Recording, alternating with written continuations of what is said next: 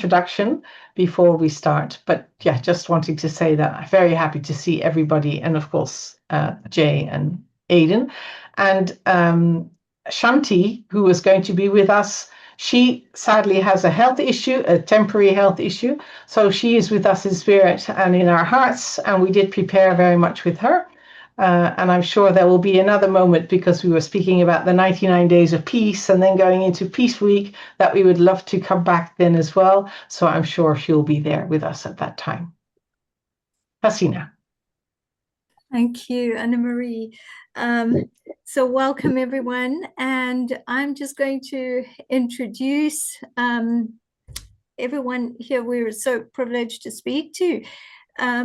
So the topic, as you know, is do peace differently from Sawubona to Ubuntu. And it's really a wonderful thing to explore. And we have the privilege of speaking with Jay Naidoo. And for those of you who don't know Jay, Jay, I'm just going to read your bio because you have such a long bio. But Jay Naidoo is one of South Africa's most recognized voices for justice, whose life work has spanned the struggle for democracy, global advocacy for human dignity, and the search for more regenerative ways of being human. He's also been a minister in Nelson Mandela's first democratic cabinet and helped shape South Africa's transition from apartheid to democracy. For decades, he's worked globally on issues of food sovereignty, health equity, human rights, and intergenerational responsibility, collaborating with communities across Africa, Asia, Latin America, and been on the forefront of social and ecological transformation.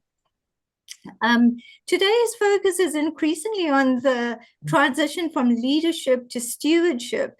He's co-founder of Calabash International Regeneration Center in the Magaliesburg here in South Africa, and helps steward a living laboratory for ecological restoration, indigenous wisdom, healing, collectively learning, and intergenerational dialogue. So we're very excited to speak with you, Jay. Thank you. And like Anne-Marie said, Jay's daughter Shanti was supposed to be joining us, and unfortunately she can't. She's with us in spirit. She's a force to be reckoned with in her own right. And I also want to introduce Aiden Colling. He's the Chief of Operations at Calabash International Regeneration Center, where he is building living systems, communication, hospitality, land rhythms, and team coherence that allow a regenerative campus to function as a genuine community rather than just a program.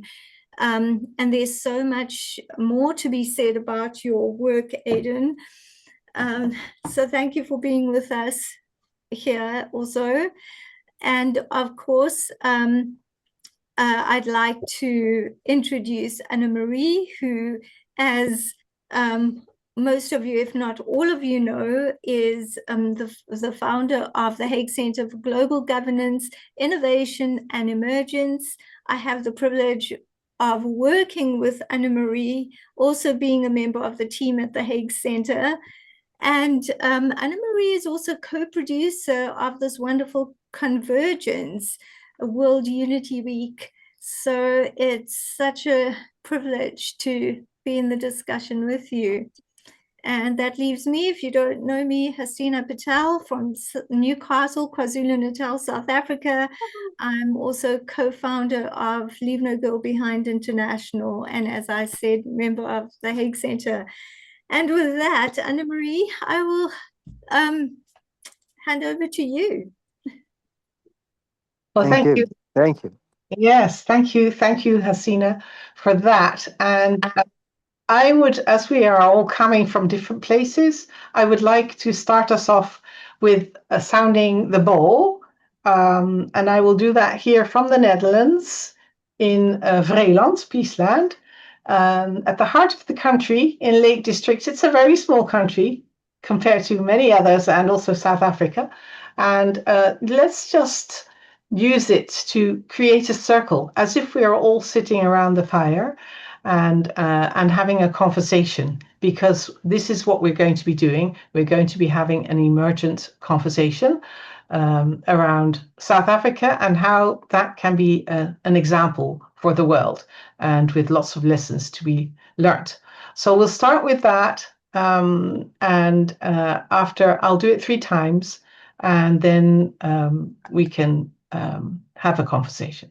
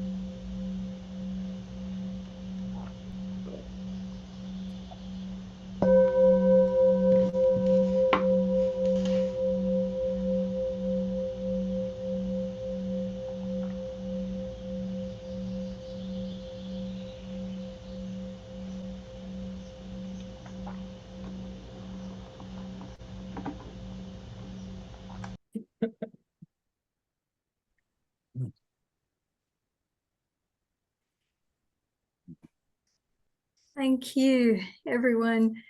That was brilliant to just land in the space. And the question with these kinds of conversations is always, where do we begin? Because it feels like to have such a huge thing as peace and unity in the world, where do we begin?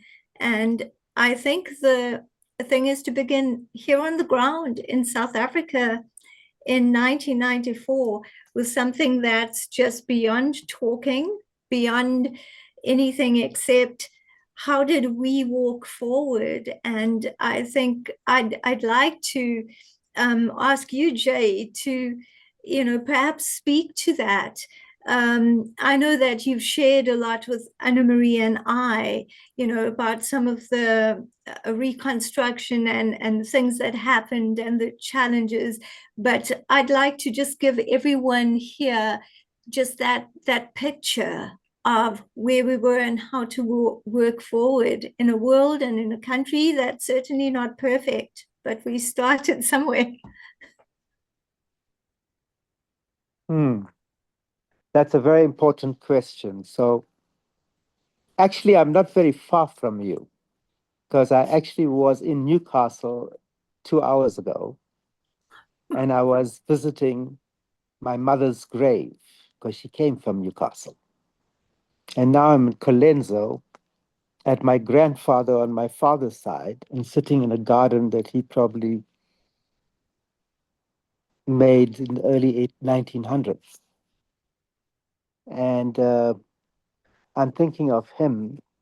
In those days, he sold horses, and he had been selling horses and heard that a power station would be built in Colenso. And he'd bought a little plot here and set up a little store, which sustained many generations. And I'm now sitting here, it's 110 years old, in this little village, still standing. And the question is, who can it go to? Because it's fed so many people who have built different lives. And so if you reflect on that way, is that everything in life is a journey. And the goal of life is actually to lessen the noise in your head and around you. And so when you fall into that, then you see the journey very differently. I was privileged because, I was able to achieve what my father, it was impossible for him to even dream of, because he was born in 1898 and he died when I was 17.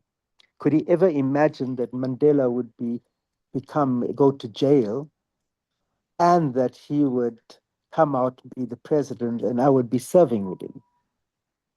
So you see, everything is magic. And if we listen closely enough, we can feel the spirit around us. Like I'm sitting here with all my ancestors on my father's side. And I feel so comfortable that they would have sat in the same garden, probably a chair in the same position, and contemplated the same questions of life.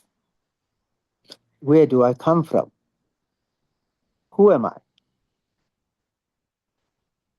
What is the meaning of my life? What is the mystery of life? And that is something I wish everyone was born with. We are born with it, but we forget. So how do we remember that we are born with curiosity to discover? We discovered we were prey, and then we became the predator. We discovered fire, and now we've discovered fire in such fearsome that we can destroy the entire world with the fire we've created. So what does it mean to be human? Is it human that we should only consider, or should we consider everything? Because everything is connected. See, if you look back and you think everything that is happening now was going to happen. So if it was going to happen, what is the lesson we would take away from this, whether it is joyful or painful or tragic? And how do we take that lesson of that experience without getting caught in the quicksand of the emotional and psychological trauma and pain and suffering? And you will learn, all of you will learn one day, that the only pain you can carry is your own, no one else's. You can support the other. And so this idea that we have to rescue the world, no. I think you got to live your life. And if you see the magic in life, then you'll have extraordinary experiences, which I've had in life, with no regrets. The good, the bad, the ugly, the mistakes. Everything taught me. Mandela said, no, I always win. No, how did he say it? He said, I win, or I learn, I never lose. So if you have that motto in life, then be curious about what that experience that is troubling you right now is trying to tell you, because it's your soul knocking on your chest. So I don't know. I can tell you the detail of how I feel. I see the decay, but I see within the decay and the destruction, there will be a birth of something new. And who am I to judge? That is the experience we needed to have at this particular time. And if we consider life as a thread from the beginning of the beginning, then there's always going to be birth, there's going to be life, the mystery of it, and there's going to be death. It's a cycle until you end the cycle. But that's another story. I wish I discovered all of this joy before. Anyway, I did answer your question. I know. You don't want me to talk about painful sacrifice and tears and triumph. Everything was good. Everything was what it meant to be. And I cried and I laughed and I danced and I pulled my hair out, even though I still have a lot. So, I know people ask me, how do you sit next to people that had you on the death list or bombed your building? And I said to them, I've got a plan that I'm going to invite the guy who was one of the chief assassins in the apartheid state, called Eugene de Kock. And I'm going to invite him because he bombed my headquarters. It's 12 stories high, and he killed innumerable. But I'm going to invite him because he paid for it. He went to jail, he committed, and he turned out, and he's changed. And he wanted to meet me. And I want to meet him. And I want to invite all young people like you, and let's have a conversation. What is reconciliation? Do I see you? Does he see me now? Of course. What is sight? It's like Sawubona. I see you. But I must see you with more than my eyes. I must see your humanity, your dignity. I must see your pain, your trauma, your dreams. I must see your ancestors, your well-being that is connected to mine. So then anything that is destroying that unity, whatever it is, you must stand up and say no. Violence, racism, xenophobia, exclusion, poverty, inequality, whatever it is, you make up your mind, you decide, and then take the step, the first step. And then usually when you get outside, you'll find other people. And then suddenly the little drop of water becomes a stream, the stream becomes a tributary, and then it becomes a river, and then it becomes a flood, and then it becomes tsunami of hope. Find imagination. That's the only thing I can say to you. Dream your wildest dream and try and say, I'm going to continue standing up and continuing this walk towards that goal. And if you want to come sit down with us, with me and some elders, and you can take the advice or you not take it, it wouldn't disturb us. But come sit around the fire with us. That's when we're the best, because the fire is magic. Then the ancestors are talking to you through the fire, your ancestors.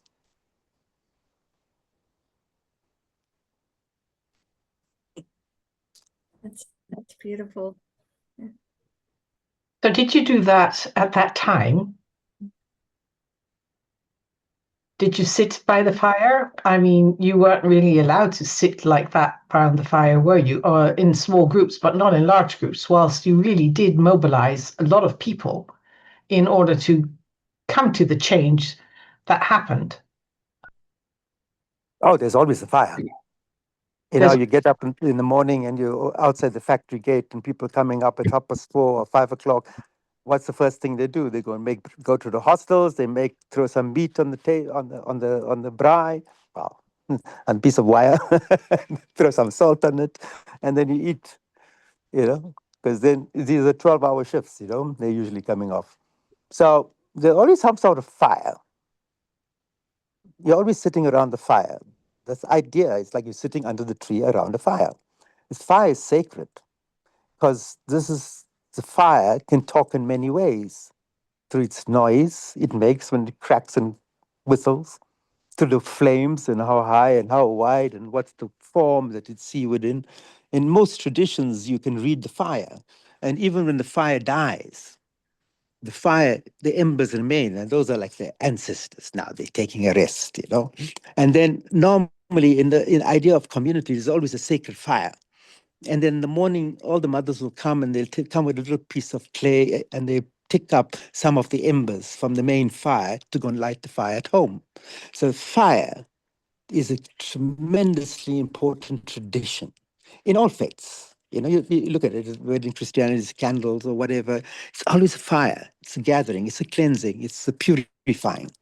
It's passing through the fire so that you rebirth. So fire in African cosmology is fundamentally important. So in my cosmology, the Vedas, in most cosmologies. And yeah, fire is what was us in 1976. We were the fire. We were the celestial dragon of fire that brought freedom.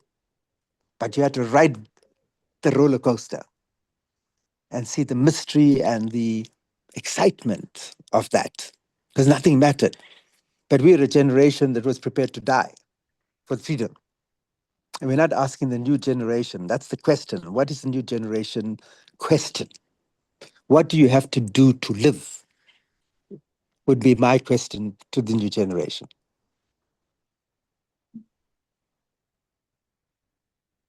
Would you like to say something around that, Aiden? You're on mute, so you'll have to unmute yourself. Sure, yeah, it's as Jay is always saying, it's our turn now. We need to carry that fire forward. We need to light the world. We need to unify. We need to bring everybody together and carry on that message, which is not an easy task. It's definitely easier said than done. So it's how we approach it, you know. It's the energy that we put into it at the end of the day. And as Jay says, it's what we carry, and we can only carry what we carry. And we have to sit with that, and we have to deal with that ourselves. It's our emotions, it's our past, it's our history, it's our trauma, it's our upbringing, it's everything. But that's for us, you know. So when we go forward, what are we going forward with? What are we injecting with?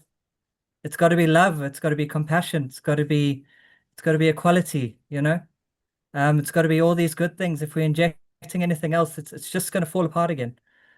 So that's very, very important. That's what we're working on here. And we work on that through teaching, through learning, through music, through celebration, through fire, through, you know, just simply appreciating everything that's around us, appreciating the sun rising in the morning, appreciating the wind blowing in whichever direction it does. You know, it's a very, very small things. When you start there, it grows and it grows and it grows, and it becomes this giant thing, which you can then pass on, and you can spread it across, and it spreads incredibly quickly. Just like these Unity Weeks, where we're connecting to other hotspots throughout the world, and we're transcending that energy through. And it's really simple. That's all you have to do. It's your mindset. It's how you approach things. It's what's in your heart. It's what you're cultivating. Yes. And animals, of course. And animals, yes, they encourage us to keep that up as well. Yes. And Haseena, how are you seeing that as a South African yourself? How are you seeing that? I see the changing way of being and what's needed right now, Jay, just as you were saying, and taking that analogy of the river, the winding of the river, and the water in that stream is not the same as the river, is not the same as the ocean. So seeing ourselves as we are now, what Aiden's talking about, coming from that space of love, you know, sitting around the same fire as the person who you weren't allowed to sit around the same fire with, that opening up to that. And Jay, I remember metaphorically sitting around the fire with you. When was it? Just a few months ago, during the World Peace Forum, when you zoomed in and we were all in Cape Town. And the one thing that you said that really struck me was something you related about a conversation between you and Madiba, Nelson Mandela, and about the reconstruction of the soul. I'd like to bring that also in, because if we're to heal to our next level, it's mind, body, spirit. So I would love you to speak to that, please. Yes. Well, just to tie up with what Aiden was saying, it was very important. You know, I think people, my best, and I don't think I need to even give advice like this to younger people. They're not looking for jobs. They're not looking for stable salaries, and because there's no stability now. Everything is volatile. So you don't even know with the rate of which artificial intelligence and 3D printing and nanotechnology is developing. In fact, we're at the point where, how many jobs are already redundant? How many people are already out of jobs? I mean, I'm just looking at how this technology now can even give you minutes of meetings, and I can prepare lawyers' letters and whatever, So it's going in that direction, but it's accompanied by despair and a hopelessness, or it's like a new form of suicide almost. It's like you are glued to the screen. We're all looking down at our palms, like I'm doing now because I'm talking to you. And that separation and that alienation is deepening and deepening. Now there are millions of people living in that digital world because they've lost faith in this illusion of this world, this Maya. They're living in a different world. They're actually earning money and creating jobs and homes in a different world. So this is, if you go back to ancient prophecies, like the Hopi prophecy, you go back a little bit and you'll see something. They call it, Algonquin called it the vertical virus. There's a virus and it's going crazy and more crazy and more crazy. And this is what's happening. And they went even further, the Hopi. They say, as we're beginning to cannibalize, we can't, cannibalism exists when there's scarcity. But even in time of abundance, people are still addicted to scarcity, to the cannibalism. It's what we are doing to the natural environment. We are cannibalizing it. They wrote prophecies about this. So I sit here now and I want to tell you something. What is the choice you make? You have an individual path. Take the path, wherever it takes you. Look for something that I found in my life always created a sense of a cosmic roller coaster, insatiable curiosity, and damn it, no one's going to tell me I can't do that.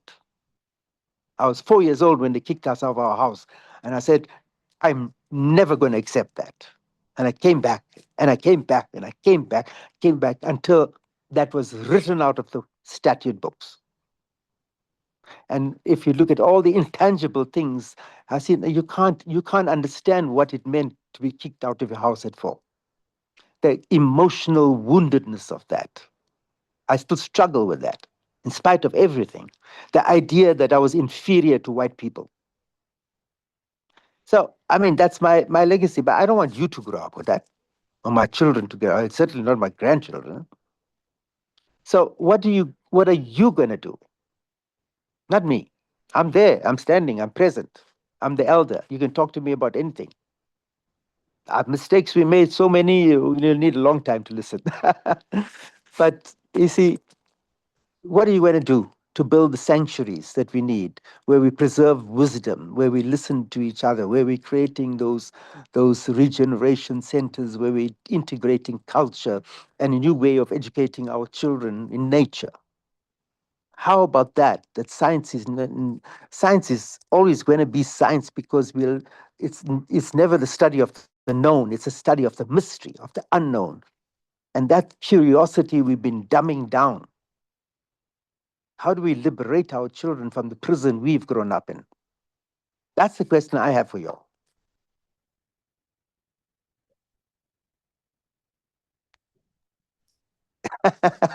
Don't take it so seriously. Have fun doing it, man. I wish I was 30 years younger. Well, I do feel, if I look at our conversations also with Shanti and you, Aiden, whilst we were exploring this, one of the things that feels liberating is the fact that we can now speak in an intergenerational setting, intergenerational and intercultural, and that there is this willingness to listen, the curiosity, yes, and the willingness to listen and to somehow follow the heart. And that was another thing that I recall from our conversations also in Cape Town, that you were sharing, Jay, how important it was that you and Madiba and also the Arch were able to somehow, in all that was there, also have that heartfelt connection. And not only the heart in the pain, but in the joy, in the moments, the little moments that were there, in the devastating time as well. And that is also what came out of, what I took with me, and what I feel with so much deep respect also, when we were looking at, the movie around this forgiveness and how to come together even when it's really difficult, that we still need to find ways to move beyond the I'm looking for the word, I'm sorry, for the acquisition. Yes, of course, the truth and reconciliation that you as a nation really gave an example. And there is this next level, isn't there, that we're looking at, how to do that and how to bring love and light in everything that we're doing, and to dare to also say that and speak and come up. That was something that Shanti was really bringing forth, that she is longing for the possibility to, whenever and wherever she is, that if she wants to speak of love, call on love, that can happen without being ridiculed or put aside or not taken serious. Yeah, and I think that's very much, one must accept. For me, the thing is that there's not a competition between generations. We're moving towards a more radical type of collaboration. So I'm trying to deepen my role into eldership and withdrawing from operations, which is what's happening between me and Shanti and me and Aiden. And they all know there's certain deadlines, that they've got to take over. We're creating these sanctuaries. We need to multiply these sanctuaries. These are repositories of wisdom. And some of the wisdom is disappearing before our eyes, not just species and things, but wisdom and language and culture. So how do you make a drum? We were just, our neighbor cut down all his trees. And I'm going past the trees, and the tree said, "Hey, please take us to Calabash." And I just went back home, and we had to make a plan to carry tons of trees. But the other day, we were working with the drum maker, a guy that plays the drums, and I said, "Look at these logs. This is energy of probably between 80 and 100 years per log here. And it's not just firewood." That's what he was going to do, burn it. But look at it. Look at the magnificence of this wood. Imagine the drums that will come out of here that will reverberate across the continent and the world, and all carrying the magic of this mountain where the cradle of humanity starts, and it's shaped from that land. So you see, the thing is, how do you see life? You can see complication and, what is the guy doing? It's a genocide and massacre of the trees and whatever. The trees themselves said, "Hey," I was walking through a plantation the other day. There's dead, these plantations, no sounds. And the conversation with the tree was, "Hey, we are the tree. We are still here as trees, even in a plantation." So you can have these conversations, and somehow we've forgotten how to have these conversations. Because nature is the greatest teacher. And the last point I want to make is, RDP thing is like, when Madiba asked me that question, I said, "Man, Madiba, people are banging on our doors, and we got to deliver. What we got to deliver? They want houses, they want jobs, they want telephone connections, they want electricity, refuse removal. Everyone is demanding. They've been waiting 350 years. And I said, now we must talk about how do we deal with woundedness. I didn't even know the idea, we are struggling to just keep our heads above water there. And now we have to talk about it. But actually, you know what? That was the mistake. That was the missing link. Because that woundedness began to fester. And today it's raising, its ugly head is raising today. We see the xenophobia here. We see it in tribalism re-emerging. And this aggressive, toxic masculinity emerging. So we're bearing the consequences. Now, the question is, we can criticize it all, but what are we going to do about it? At the same time, you can't get your life so drained that you look at activism today, people are burnt out, man. And if you're so burnt out, how are you going to have the passion to change anything if you're not changing yourself? So these are big questions that there are no answers to, but we should gather and have honest conversations now, because there's nothing more we can hide from each other. We can see it in our faces.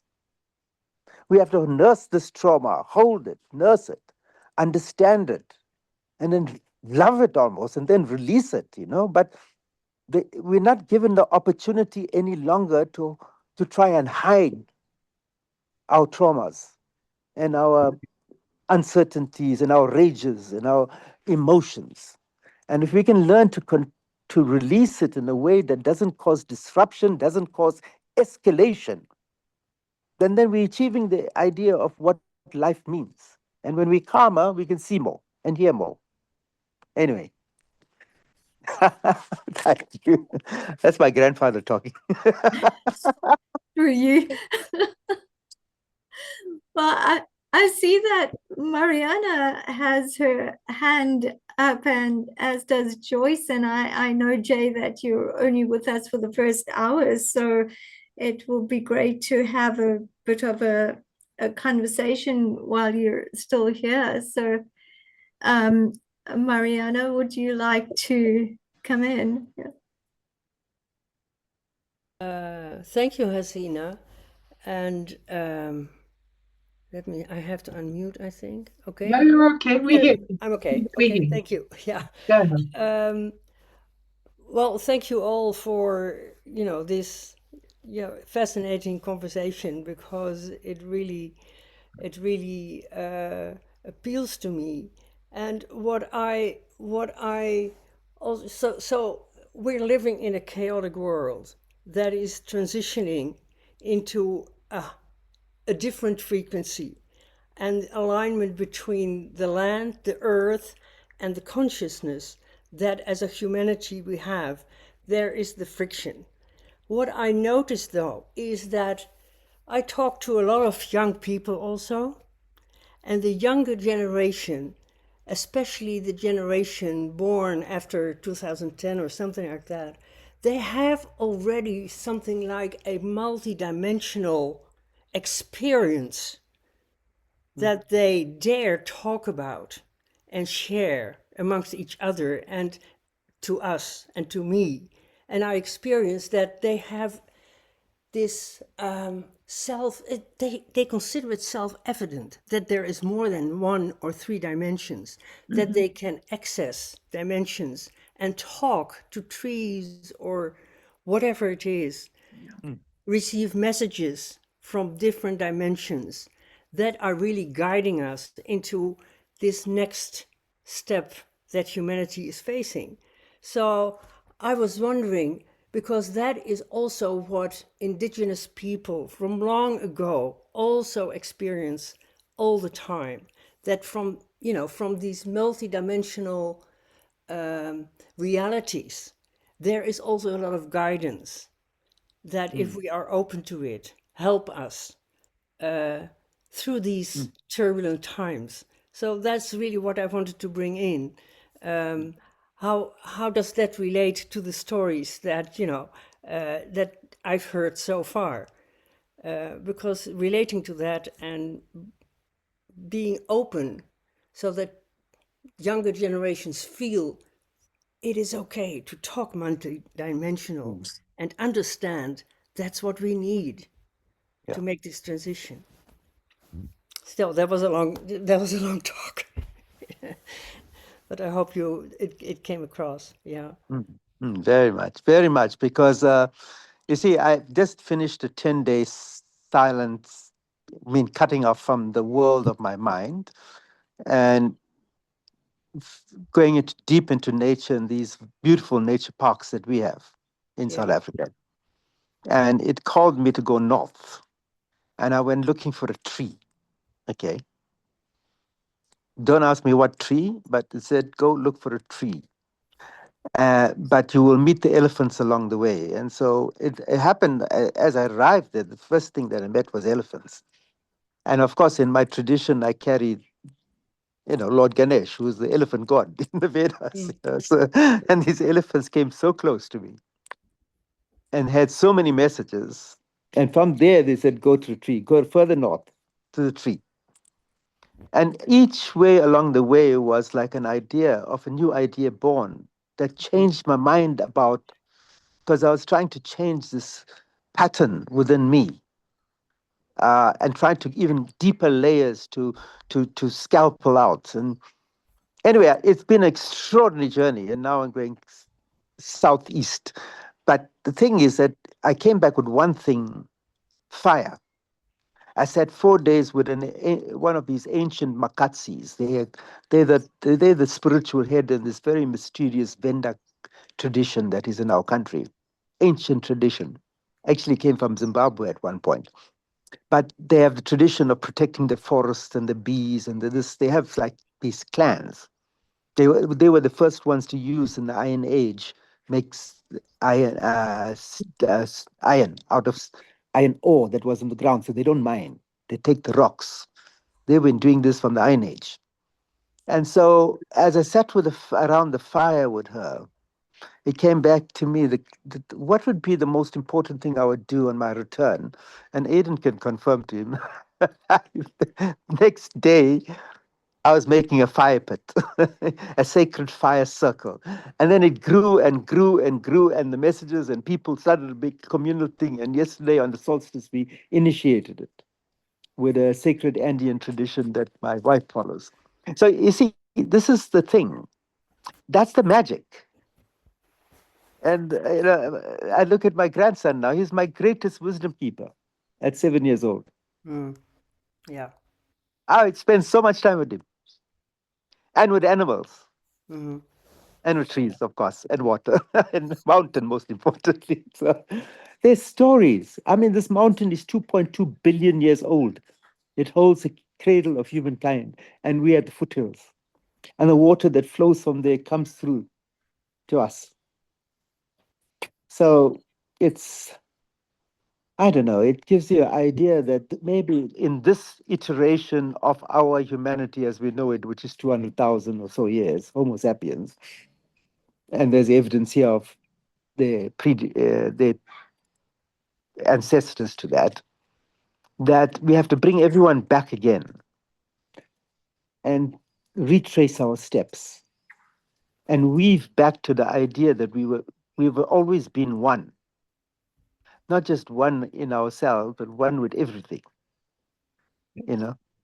not just with humans. But so the principles of Calabash is we are indivisible from every other dimension, So that's first of all. We have farm on which we hold both human and non-human in the equal regard, equal respect, where capital does not sit at the center. It has to be sustainable, but not determined, where everything is natural. And so the idea is that it must become a center, but not just of farming, of culture, of song, of dance. And suddenly the drums are coming, the big drums are starting to come. Aiden, he can talk to you a bit more about the drums that are coming and the drums we're going to be making, So it's an emerging dream where we're giving young people the opportunity to come in. It's like a canvas, you come and paint. Long as the basic value is respect, come and paint and sit around the fire. But work hard. we don't. We're not wanting you to come and sit around. You got to work. Work starts at 7, but after that we sit around the fire. Yeah, I think we will ask.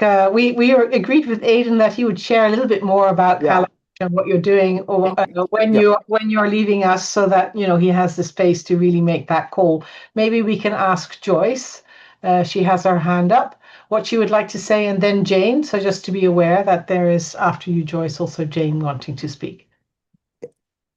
Yes, good morning. It's a joy to hear Jay speaking about all his experiences in South Africa. I had the great pleasure of being in South Africa at the time when Nelson Mandela had just become president. And my husband was on the Commonwealth Parliamentary Executive Committee, and we had gone there to consult with people about forming the Constitution. And we met Mandela, we met the people in the assembly, we met the people in the government. We visited Robben Island. He had been in prison for 27 years. The people who were working in the assembly were the same people who had been there under the white leaders. And they told us that they expected a bloodbath or at least to lose their jobs. Instead, what they told us, Mandela came in, he went up to each individual, asked them about their families, and said to them, I need your help. This is a kind of radical collaboration and forgiveness that was mentioned here a little earlier. And I need your help. And they worked together and they respected each other and they collaborated. And it was such a wonderful thing to see, where instead of hatred and fear, we had this sense of mutual respect. And I was thrilled when Jay mentioned Ganesha. This is a beautiful symbol of the unity of all creation, and he is a remover of obstacles. The obstacle we have to overcome is fear and alienation and separation. We need to have that radical collaboration and connection that's exemplified by Ganesha and Nelson Mandela. And I'm glad you had your experience. I greet brother trees every morning when I get up.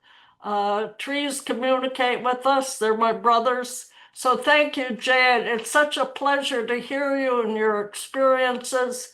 And one thing we have to overcome in the West, we have mothers who are teaching their children stranger danger. Our kids are living in fear.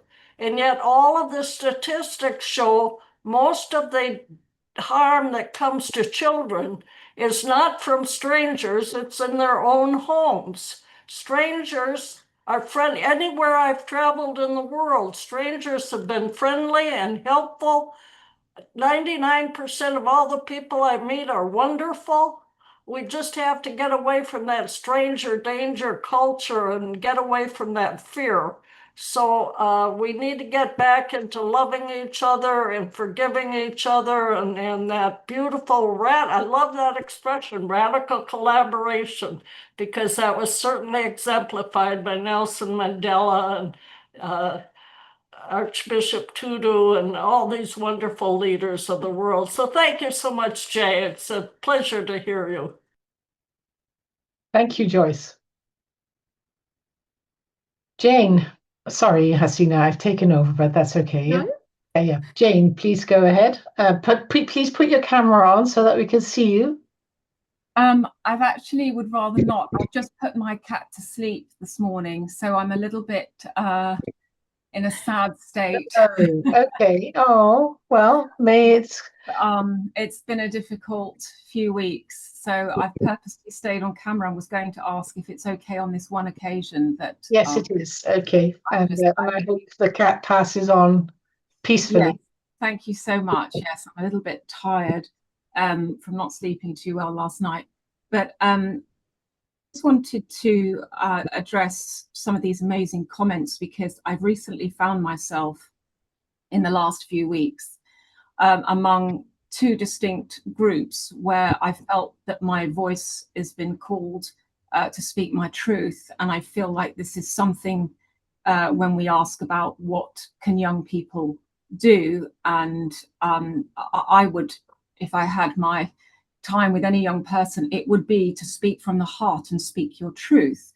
And it's been traditionally and historically not something I was always comfortable with doing, and things have really changed with me for that.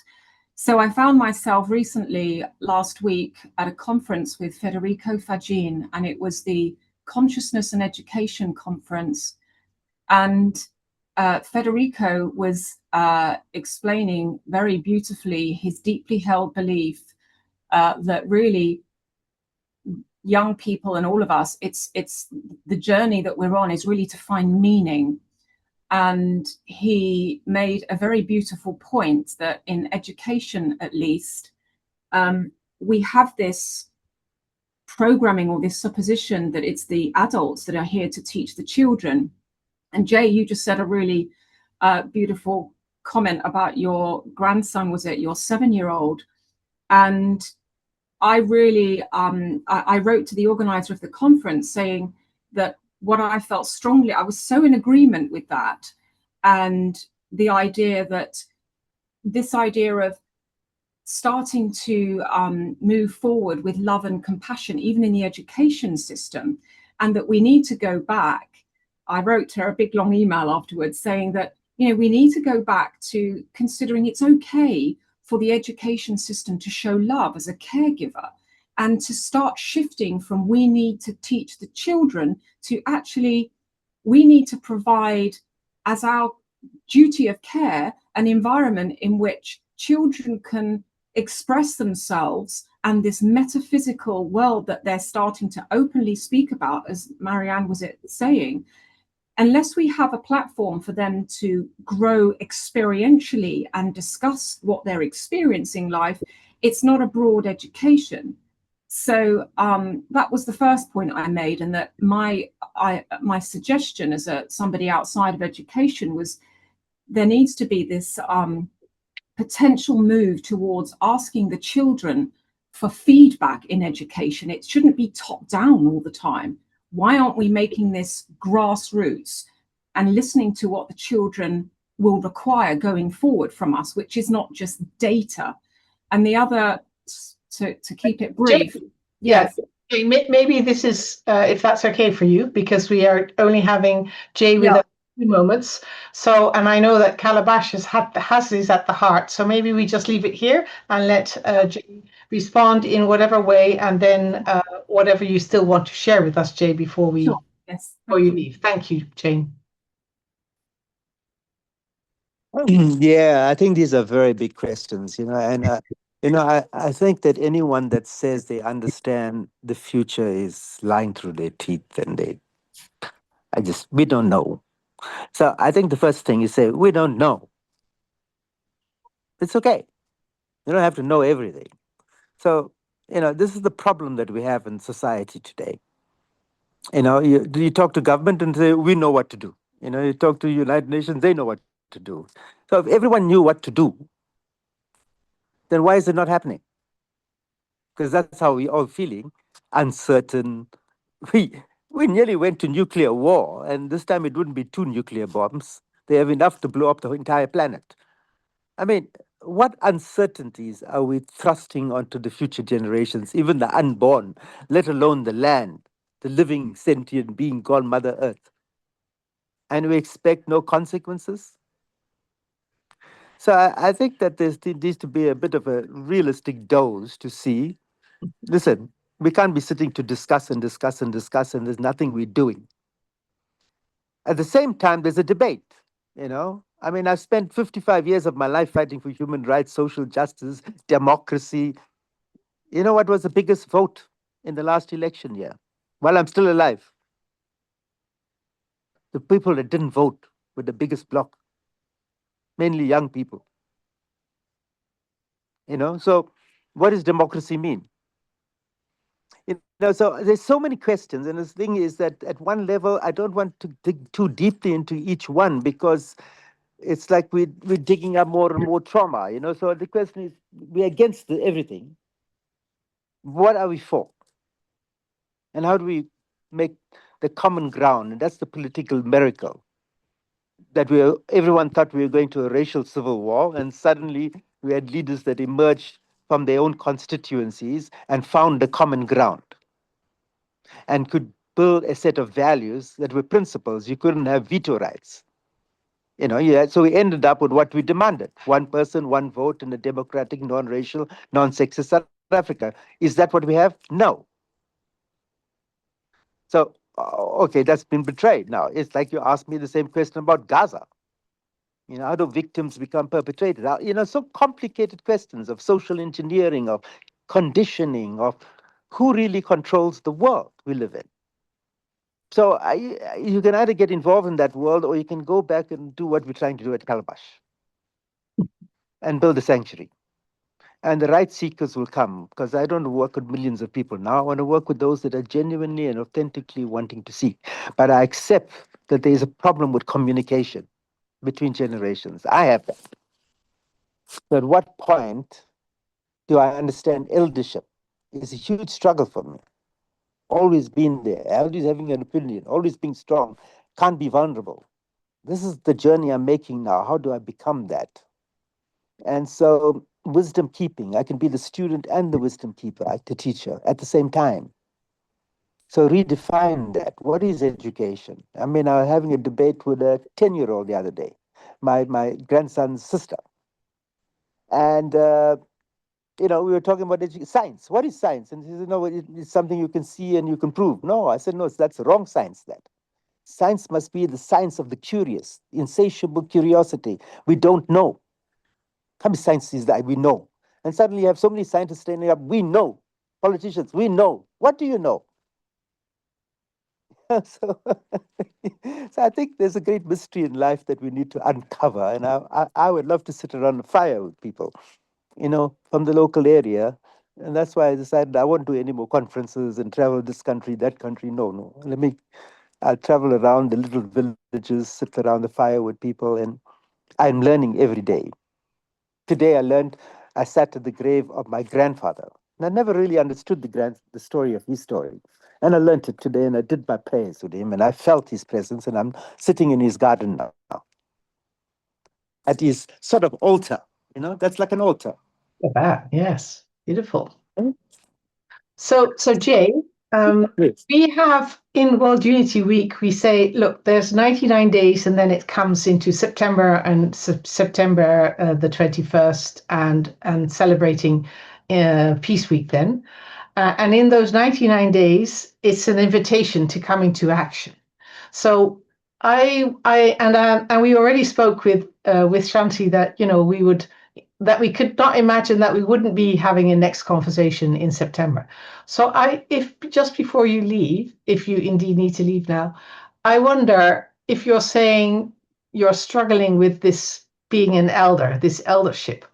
Is there one thing that you would like to name that you feel is something that you're really exploring or struggling with, and that we can then revisit perhaps in September? But also there might be others that are struggling with that as well and would love to come to Calabash to see how they can find an opening at your fire and listening to your drums. Yeah. And I think Shanti would be the right person to talk to about this. Yes. Because like you said, she's a strong person, an individual, and I respect her integrity. And we have many things we share in common, but also have important differences. And, that's missing in this conversation, because there's a sharper edge to that. It can get like almost combative, which is good because it's a fire.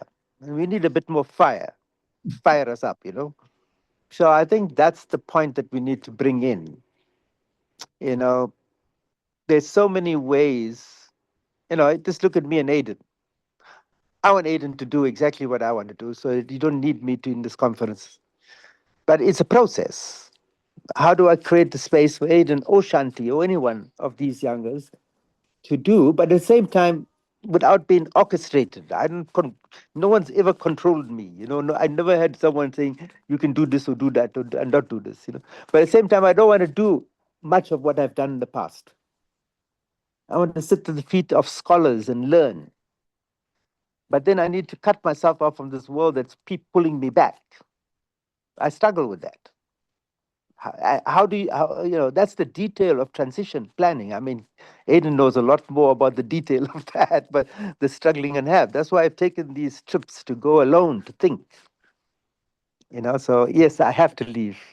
And Aiden knows some of the tougher battles that are taking place, which are important. They're not battles. They're ways, they're expressions of energy trying to leave the prison that we've created for ourselves. Let him explain how the sacred fire circle emerges, and it becomes a way of us taking both the shadow and the light, because they can't be one without the other.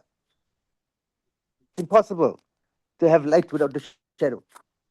It's what is the balance, the harmony that we need. And the details of that is a bit of a struggle, because just look at this conversation. Too much of me in the conversation. Not enough younger voices. So I leave you with that. Yes. That's my vulnerability. Well, thank you very much. And we're happy with a lot of you. And we will now listen to Aiden and other voices, younger voices as well. So thank you for sharing, and looking forward to the next steps and seeing you around and visiting Calabash as well. Okay, fantastic. Look forward to your being there. Yeah, thank you. Walk So in much the mountains. appreciated.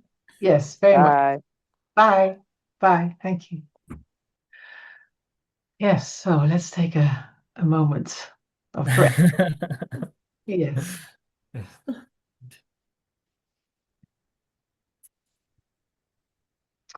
There's the dog. So this is the family dog. I'm just taking care of her at the moment. But she has an incredible bond with Jay. they spend a lot of time together. They do a lot of their walks together. They sit. She disrupts his meditations. You know how it is, and you just got to breathe through everything. So she's so beautiful. So should I tell you a little bit about? Okay, baby. Okay.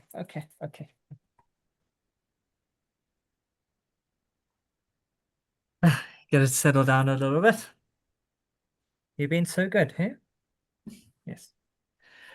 So Jay has had this dream for a very, very long time, where he wants to give a gift to essentially humanity, and everybody that's going to come from wherever they're going to come from all over the globe. So the message is essentially connecting or reconnecting with nature, trying to find those roots and those connections and that togetherness and that oneness, you know, that we all used to have. It was just a natural way of living. We didn't even have to think about it. We didn't have to, you know, we just it's just the way that we were. And then somewhere along the line, we started fiddling a bit too much. And that's the big message at the moment. There's a lot of things that are coming through at the moment, but the one is that we must just trust that everything is going to be okay. And the more that we try and control things, and the more that we try and fiddle, because we love fiddling, you know, the more things sort of go skew and they start taking different paths, and it's that butterfly effect. And it's when we start letting go again. You know, we're on those paths and we're struggling and everything. When we start to let go, it starts to bring us back in, and we start to form part of our path and where we're actually meant to be. I've seen this many times in my life, where I'm trying to control things, trying to affect the outcome. And you just have to let go. You just have to trust. You just have to have love, you know. You have to have compassion for everything around you. So we this isn't easy what we're doing. You know, every day there's new challenges thrown at us. Every day we have to deal with different energies and different struggles. But what we have to be is open. We have to trust that whatever's going to come our way is meant to be, no matter what it is. If it brings a bit of negativity, we have to deal with it. We have to brace it. We have to see what it comes from. We have to sit with it inside ourselves, because it's essentially a reflection, you know.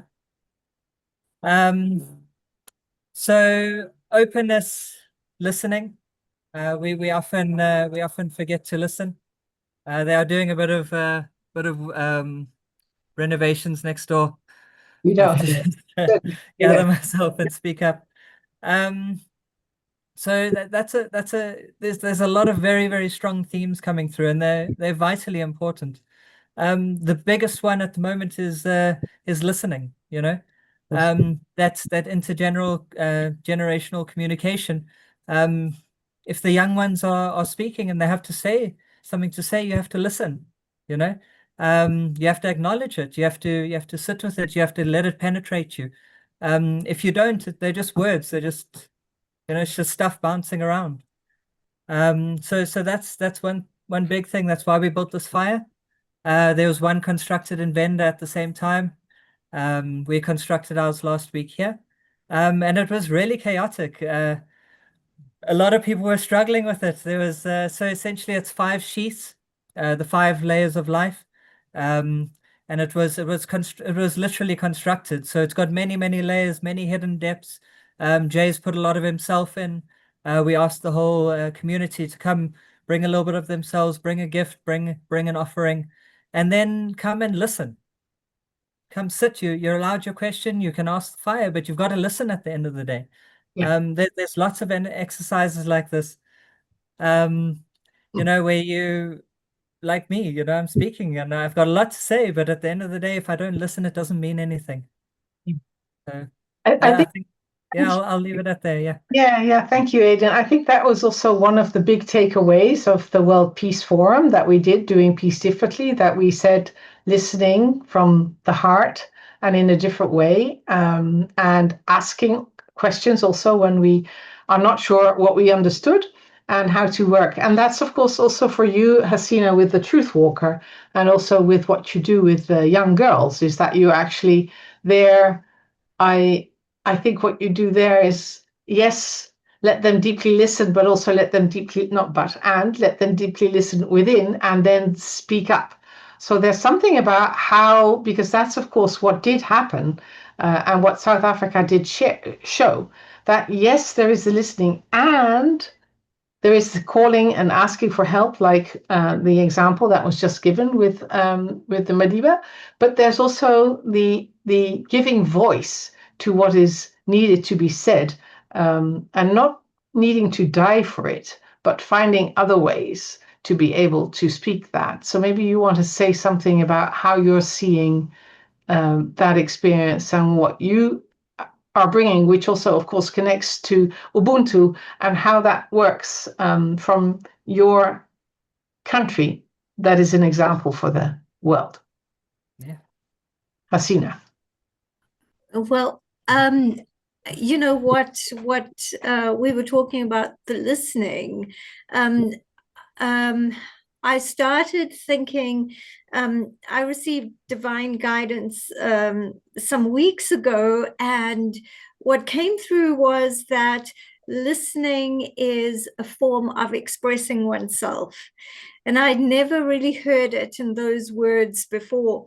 And I think that's what that's what I feel called to give to the younger generations, having a space in which they can listen as expression, so form their expressions, and then have that safe space to be able to speak. And it's a microcosm, it's a practice run for them to be able to see what feels right inside, what feels aligned, so that they can use their voices and express themselves in a way that is truth. You know, it feels like truth. It also feels kind. It feels like love. And yet they can have the strong opinion. They can really stand for what they believe. So that's what Shamima and I do when we work with women and young girls and going through that path. And I'll just go back to something from my own life, because I mean, I grew up non-white in apartheid South Africa. I'm Indian South African. And I was very blessed to go to a multiracial school run by Dominican sisters. And at the same time, there was a part of me that knew almost my place or knew consequences in that South Africa, in that old South Africa. And I knew what I could push the boundaries about and what I couldn't, because there'd be consequences. And sometimes it would lead to what seemed to be no choice.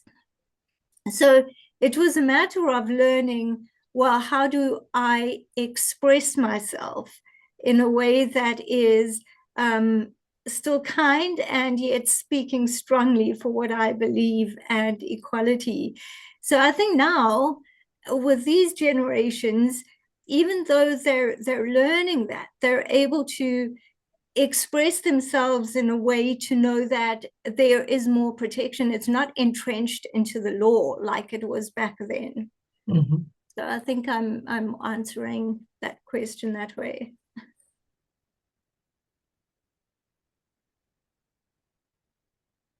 And I also just want to share something, because a lot of people don't, they surprised about this. And for me, it was never really anything surprising. But when I got to vote, it was 1994, because I turned 18 just the year before. And so I was able to vote legally. I would have been able to vote legally. So I voted, and the election results came, and Nelson Mandela was our president. My parents, that was the first year that they got to vote too, because it was entrenched into law that you couldn't vote as non-white South Africans. So in a way, we shared that. And it was more special than I realized. And I remember that in 1994, we were all like people, including my parents, were buying extra food and non-perishables and candles to just make sure nothing happened. And if something did, then they had supplies. Many people were doing that. And I remember that the election day, we were standing in a long line at the voting station, and there was just this euphoria.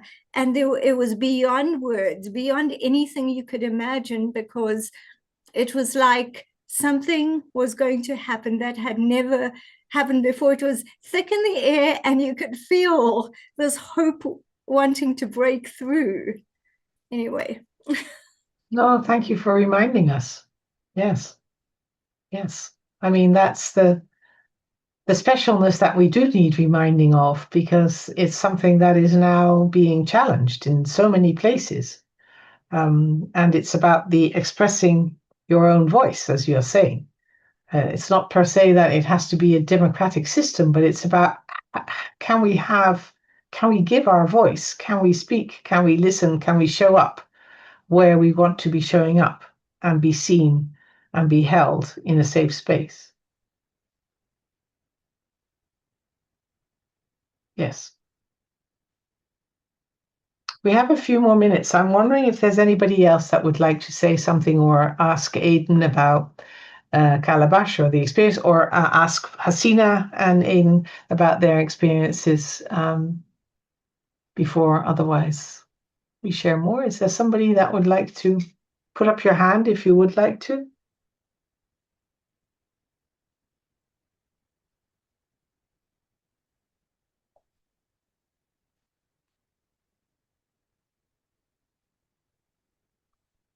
Chonda, please go ahead. Good to see you here. Thank you. Good morning, beloved sisters and family. Well, I just need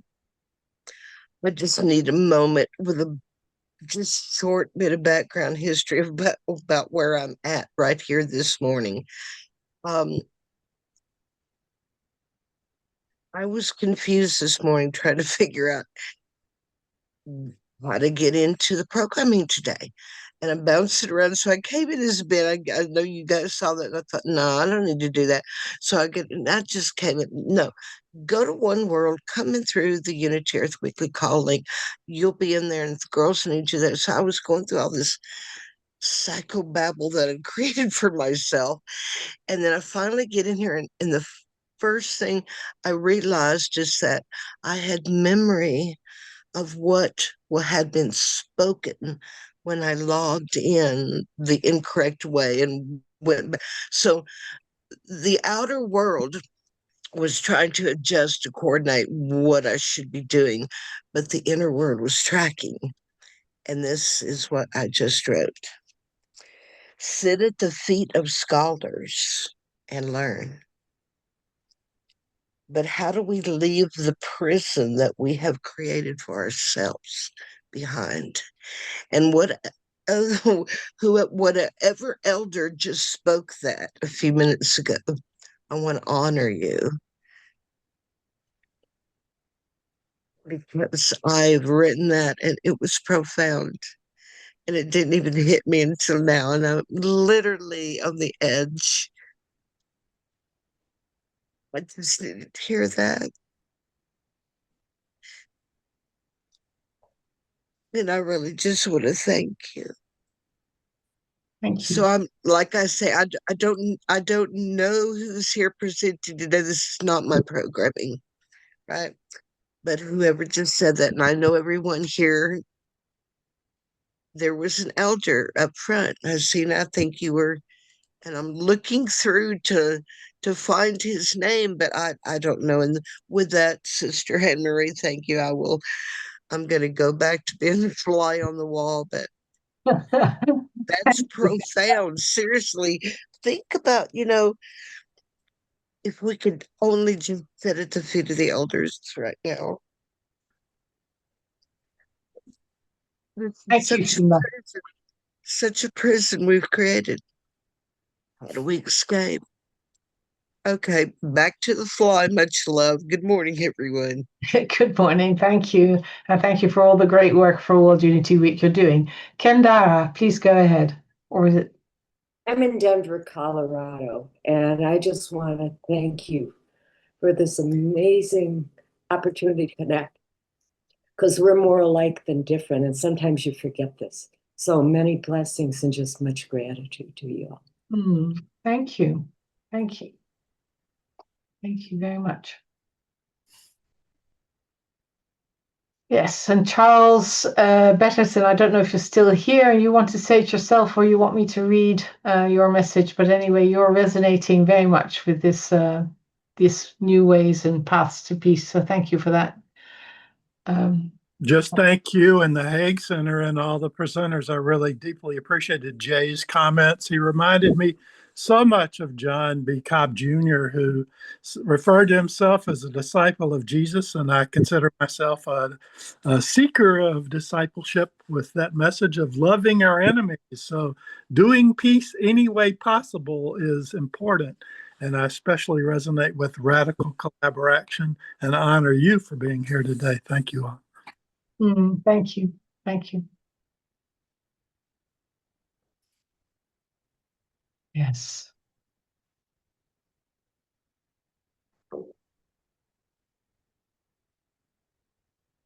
The energy is so palpable, and it reminds me, Anne-Marie and I were part of organizing the World Peace Forum in Cape Town, South Africa last year, and it was held at the Desmond and Leah Tutu Legacy Foundation building, and Anne-Marie asked for a candle.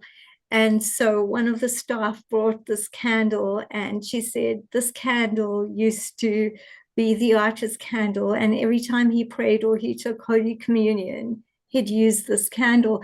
And I was telling people about this and got so emotional, because every time we opened a session, a person who was just right for it would end up lighting the candle, and that energy was there. And I just like to draw an analogy that, you know, just right here, right now, that energy is here, and it's just beautiful.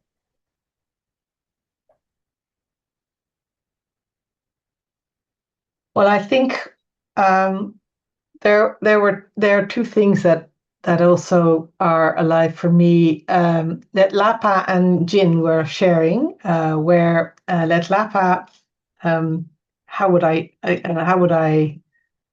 express that? Haseena, maybe you can explain their relationship, and then I'll say what I want to say.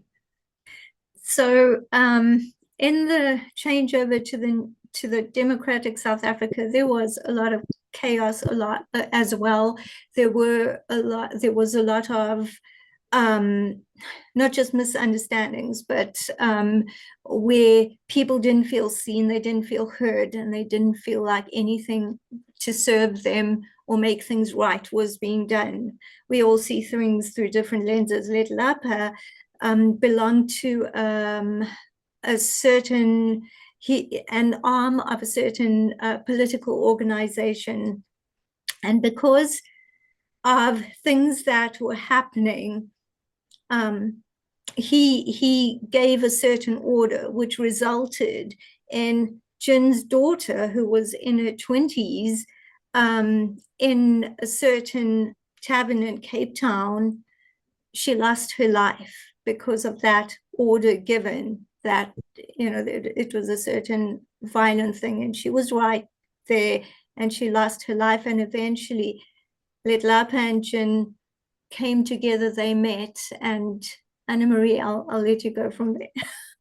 Yes, so they were with us, both of them, and they went through this whole journey of forgiveness, and they explained and shared, and there's also a movie about it. We can also share that movie, the link to that, from Imad Karam, that was where they were speaking of forgiveness on these multiple layers. They had to forgive themselves, they had to forgive the other, they had to come together in some kind of a way, and then they went on this journey together to share about that. And when I asked them, they were there for what I was asking them to do is not to be there and to share their story with us, but to explore with us together something that might be still within them, or that they felt was something that was worth exploring with a group that was deeply listening and also prepared to just pause and show that vulnerability. And what they shared was that actually the question that Jin said was, I've done it for so many years, and why is forgiveness so difficult? Whilst she was speaking in a way as if she had totally integrated that so much in her, she was still sensing that on a deeper level, there was this thing that you had to step over to really be able to forgive yourself, the other, the context, history, ancestors, whatever way it was. And so we had this deep, profound conversation actually with a lot of the peacemakers that were also from different parts of Africa and the world, but there was also very different parts of Africa about that.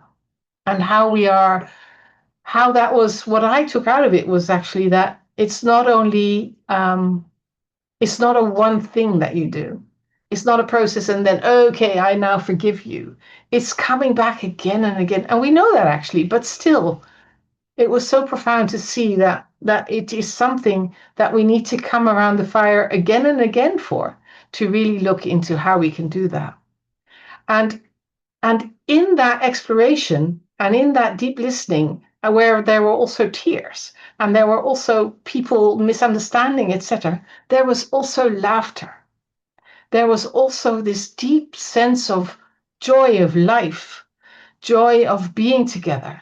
So there was, and that is also what is actually in one of the big characteristics, I would say, of the arch, and that we saw there, and also in the team that they were sharing, how much that deep sense of appreciation of life.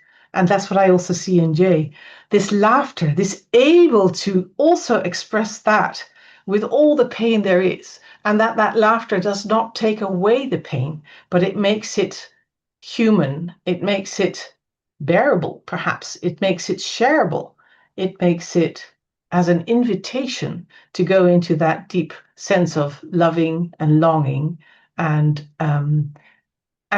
trusting. Trusting the mystery, trusting the not knowing, actually, because that was what we were also doing there. Not knowing. We were not knowing what we came out with, what it would go for. But this was clearly there. And also seeing how Gaza, of course, at that time, because Imad himself is also from the Palestine. So that was also very much alive, and all these other places.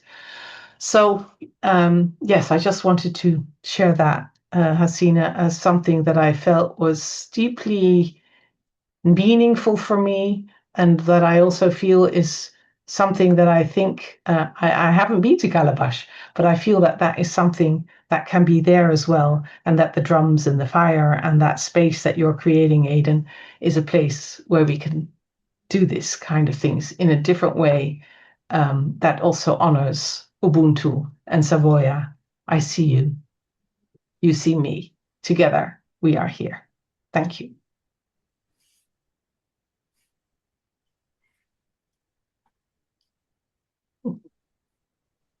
And maybe that was my checkout. Beautiful. Really beautiful. Thank you. We hope to see everybody soon.